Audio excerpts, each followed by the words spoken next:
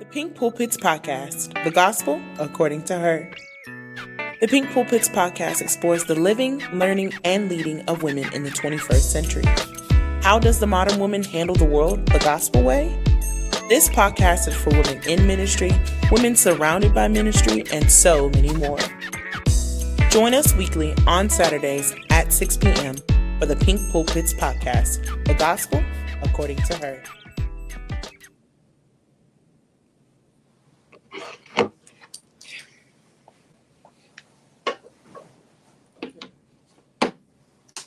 Ready? Mm-hmm. You keeping time? Mm-hmm. All right, 3, 2, 1. Hey everybody, this is the Pink Pulpit Podcast, and I'm Lady Nicole Green, your host. Remember, this is a platform for those of you that are believing God. Why am I going to believe in God? What am I talking about? I'm sorry, dear. That messes you up, don't it? No, don't. No, okay. Okay, I got to go back and find the Pink Pulpit thingamajig. You gave me notes. Oh, That's right. For women, by women. Yeah, see, I ain't done it for so long. I don't even know what. Pink. Did I text that to you? Yeah, you did. Yeah, I got it right here. Okay. No.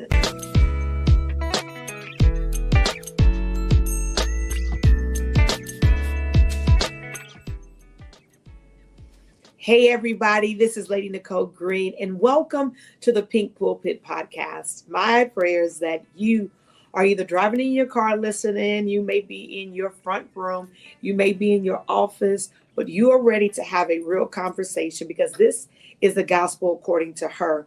This is a platform of, life's gospel for women. And I know I got some men listening to some guys that say, hey, I really have been enjoying these conversations. But I want you to know, no matter what your ministry, no matter what your pulpit of life is, whether it's in the marketplace or an actual pulpit in the church, that this is a podcast where you will hear from real women in real ministry with real things that matter. And I believe conversations that will propel and change your life and your ministry and the marketplace. And so I want you to sit back, relax, get your pen, maybe your paper, get you something to drink on, and let's have a conversation that I believe will help you finish this season of your life in a greater way.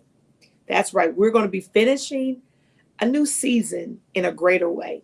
Today, we're going to be talking about the power to dominate. You may know that I do a conference called No More Silly Women. And man, we just came out of this great conversation, this great time of domination. And what I want you to know is that we were given the information because the tools are already available to us. God has already given us the tools to dominate every area of our lives, right?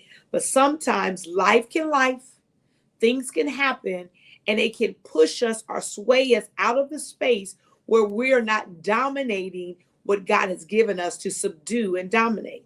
That's what it says in Genesis 1:26, that he was telling us, the Adams, to subdue and dominate. And today I want to have a real conversation about the power that God has given you, each one of us. And it's not about pushing others down, but about stepping into the authority God designed for us to have.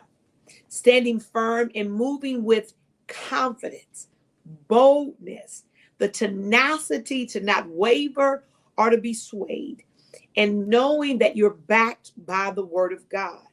You're backed by the promises of God. You are backed by the knowledge that you know who goes before you and that you've been equipped to dominate whatever stands in your way. And every area of your life is subject to you. Everything that tries to crop up in your life is subject to you. Even if it was a trauma. I know that is like this buzzword everybody's talking about, that I've been through trauma or something of trauma has happened to me. And what I want you to know is that you have the power to dominate. Can we just really talk today and really have a really real conversation? Wherever you are, I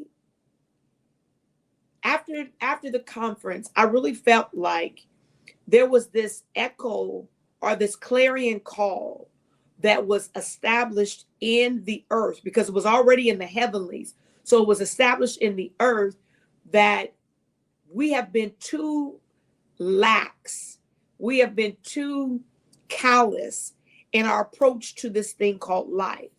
And that we have allowed things to get away from us and allowed our lives to just be versus us really dominating and subduing. So I told you, Genesis 1:26 says, then God said, let us make man in our image and after our likeness, and let them have dominion. Now remember, I'm talking about the power of dominion, right? The authority is the foundation of our power to dominate. And God himself gave us dominion. When Jesus leaves the earth, he says, greater will you be able to do. The power that I had to do things in the earth, I now share it with you. You have a shared power that the same God that spoke, the same God that calls things to be not as though they are, the same God that made the world happen is the power that lies with you. You were created with power, with authority, and with the ability to take charge of your environment, to take charge of your mind, to take charge of every situation, and even the things that come against us. You may be dealing with something right now, and you think that there's no way this thing could change or you could come out of it. And I want you to take this conversation to heart today, that I am coming as your faith coach and your coach to tell you it is time for you to use the power to dominate situations, your environment, your mind, and everything that's trying to come up against you. I believe we often wait for power to show up when we already have it. You're waiting for something to happen. You're waiting for this big thing to commence, and the power already is in you. The question is whether we can dominate. It's whether we believe we can. Okay, I just messed myself up, so let me say it again. The question isn't whether can you dominate. The question is, will you have enough faith and believe in the power to dominate? God said it, and if God said it, it is so. Did you hear me say it all the time? If God said it, it is so. And this isn't just any power, it's the supernatural authority. It is a supernatural power available to man, whereby man can transact supernatural business and make things happen in the natural realm that you have been given dominion over.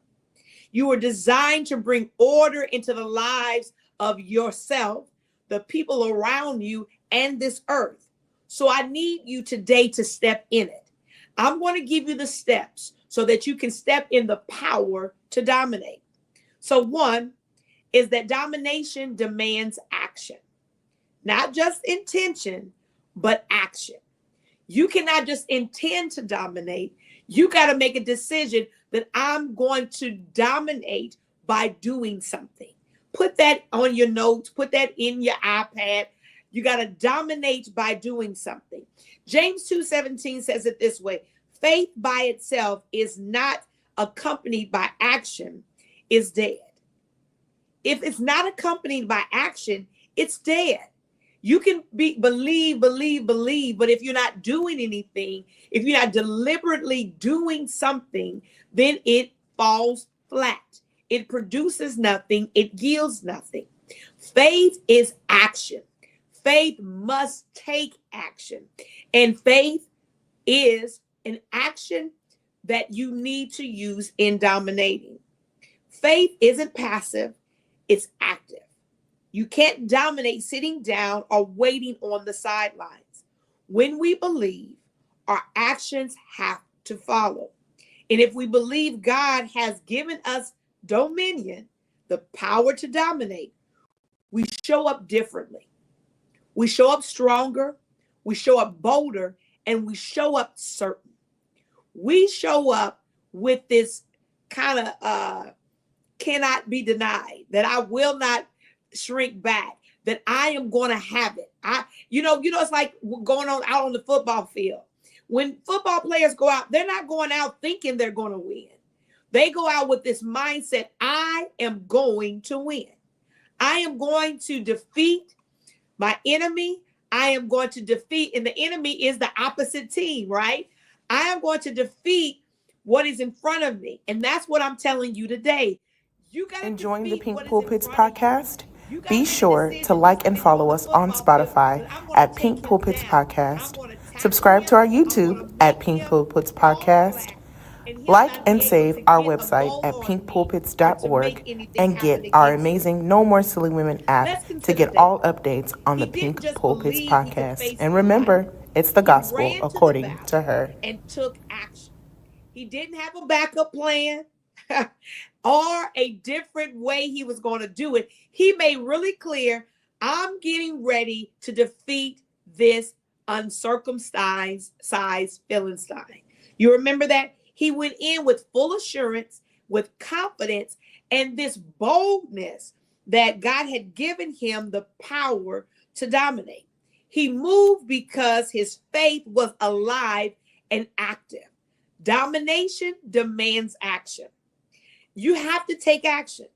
So what can you do right now to step in the power in your life to dominate it?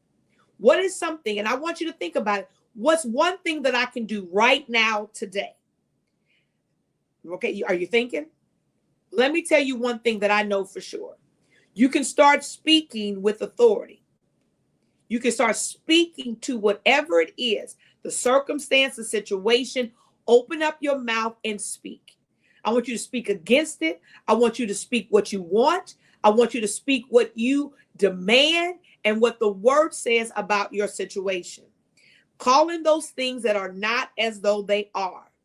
And then I want you to move beyond speaking and then take specific faith-filled action. That's it. Number 2 is I want you to take faith-filled action. Step beyond speaking and now be specific. Is there an area in your life where you've been too passive? You kind of allow things to just be. I want you to step out, make the call, take the first step, and your faith will move God. Your faith will move the circumstances, but your faith shows him that you believe. And then when you do that, immediately things start happening. God is giving you power, so use it. And the world is waiting for us. The world is demanding for us to move. The world is saying to us, if you are not going to do it, then we're going to make you bow down to us. And that's what you got to defeat. We're in this world. You hear me say it, but you're not of it. Stop acting like this world has dominion over you and you have dominion over it. Are you ready for the next thing? Domination defies the odds. Domination defies the odds. I don't care what has happened to everybody else. I don't care if everybody else's conclusion did not end in a great outcome. Domination defies the odds. It looks at the statistics, it looks at the circumstances and say, whatever, I don't care. It doesn't matter. It means nothing to me. I'm going to defy what statistics say. I'm going to defy what the doctor said. I'm going to defy what the lawyer said. I'm going to defy what the banker said. I don't even look at the odds because the odds mean nothing to me. Domination defies them. Domination goes beyond them. Domination says, in spite of, I'm still going to do it. Even if it looks like I'm still going to do it. Even if everybody else has not, I'm still going to do it. Domination defies. And I think it reminds me of the story of Elijah when he's standing there with the prophets of Baal. And I mean, we're talking about 450 against one. And he's saying to himself, my God is getting ready to show you who he is. And I mean, and he's talking big stuff. He's watering, over saturating the altar to the degree that there's going to be no way anyone can say that there was nothing but the power of God that made this happen. I mean, he's talking big stuff. I mean, he's talking with such confidence that I believe some of the prophets of Baal were sitting there like, maybe we need to be scared. And that's what domination tells the situation. I dare you to think you're going to defeat me. I dare you to think you're getting ready to come against me. I double dare you. And what I want you to understand, watch this, is that's what domination does. In the midst of the prophets of Baal, Elijah is saying that my God is the biggest God. My God is the greatest God. My God is better than y'all. All of y'all put together don't have anything to compare to my God. That's domination. You defy the situation and says, I don't care what happened to Ray and Muketa and Bushetta. I don't care how bad their situation was. I am going to defeat this thing. I'm going to win no matter what. I am going to defy the odds. I'm going to be a new statistic. I'm going to be a new brand. I'm going to be the new. I'm going to be the one that conquered. I'm going to be the one that made it happen. And it defies the odds. Then last is domination decides there is no other outcome. Domination decides there is no other outcome. The only way this thing ends is victorious for me. I need you to rest in that just for 1 second. There is no other outcome, but you win. And if you can see nothing but the win, then you'll have nothing but the win. But if you go back and forth seeing a loss or seeing defeat or seeing that you aren't going to make it, then you already set yourself up not to make it. Domination makes a decision. I cannot fall. I cannot faint. I cannot not win. It decides there is no other outcome.